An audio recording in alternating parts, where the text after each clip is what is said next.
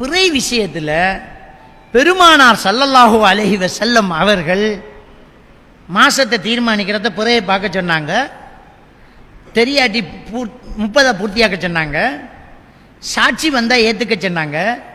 அது ஒட்டுமொத்த மக்களுக்கு தான் சொன்னாங்க. இந்த விஷயத்தை வச்சு நம்முட நாட்டில் அப்படியே கொஞ்சம் ரிவேர்ஸில் போனால், இந்த ரேடியோ வாரத்துக்கு முன்னே, இந்த ஃபோனு வாரத்துக்கு முன்னே, லேண்ட் ஃபோன் வாரத்துக்கு முன்னே, இலங்கையில் ஆக முதல்ல வெள்ளக்காரன் ஆட்சி செஞ்சுட்டு இருக்கிற நேரத்தில் 48ஆம் ஆண்டெல்லாம் 3 ஃபோனு வழங்கிட்டா. அதுக்கு பிறகுதான் முதல்ல மெல்ல ஃபோனுகள் வருது, முறை ரேடியோ வருது. அந்த நேரத்தில் எல்லாம் தந்தி சேவை நினைப்பு இருக்கு நமக்கு. ஃபோன் இல்லை, தந்தி. போஸ்ட் ஆஃபீஸுகளுக்கு மட்டும் ஃபோனு. வெளியூரில் இருக்கிற ஒரு ஆளோட பேசணுமெண்டா, ஒரு தகவல் கொடுக்கணும்டா தந்தி. அங்கே போய் என்ன எதுன்னு சொல்ல சுருக்கணும். வாப்பா மவுத்து உடனே வரவும், அவ்வளோதான். நீட்டிக்கு நிற்கல.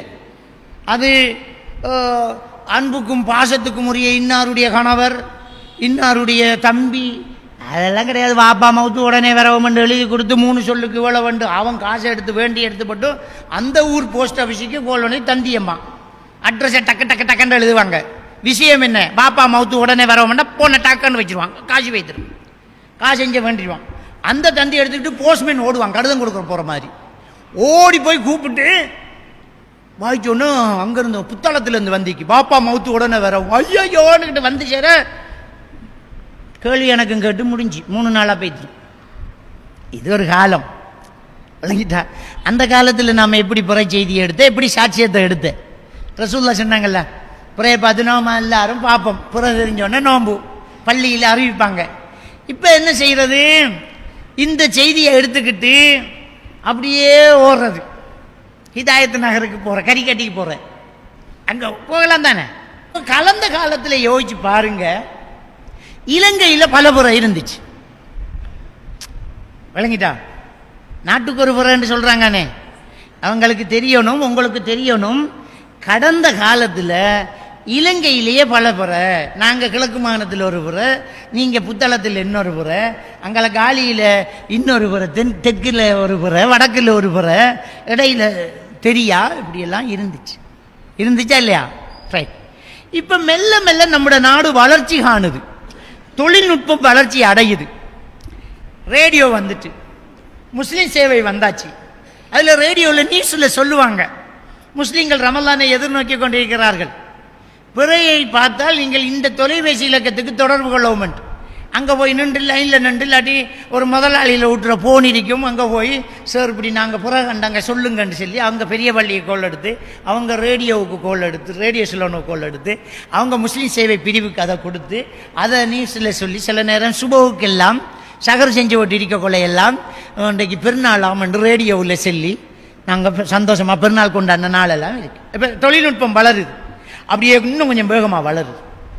வந்துட்டு ஃபுல்லாக எல்லார்கிட்டையும் லேண்ட் ஃபோன். இந்த செல்ஃபோன் வரதுக்கு முன்னாடி லேண்ட் ஃபோன், வீட்டுக்கு வீடு லேண்ட் ஃபோன், கட்டன்னு முழு இலங்கையும் ஒரு புறைக்குள்ளே வந்துட்டு. விளங்கிட்டா? இப்போ இந்த உலமாக்கள் அதை எப்படி ஃபோனில் சாட்சி சொல்லுவீங்கன்னு கேட்டோமா? அதை எப்படி முன்ன நாங்கள் வடக்கு எடுக்கலையே, தெற்கு எடுக்கலையே, கிழக்கு எடுக்கலையே, இப்போ எப்படி கிழக்கு செய்தி எடுக்கிறேன்னு சண்டை பிடிச்சோமா? ஏதாவது நிபந்தனை போட்டோமா? அதாவது சாட்சி சொல்ல வரவர் குறைஞ்சபட்சம் குதிரை வண்டியில் வரணும், மோட்டார் பைக்கில் எடுக்க இயலாது, கார் எடுக்க இயலாது, ஃபோன் எடுக்க இயலா, ஃபெக்ஸ் எடுக்க இயலான்னு சொன்னோமா? இதே ஜம்மியத்துல் உலமா தானே சொல்லுது, பிறையை பார்த்தால் நீங்கள் அறிவிக்க வேண்டிய ஃபெக்ஸ் இலக்கம் இன்னாரிக்கு, ஃபோன் இலக்கம் இன்னாரிக்கு, அதில் டயலாக் இலக்கம் தாரோம், ஏர்டெல் தாரோம், மொபிடெல் தாரோம், ஹஜ்ஜு தாரோம், அண்டா உங்களுக்கு சிம் இருக்கிற சிம்முக்கு எடுங்க தாராங்கல்ல.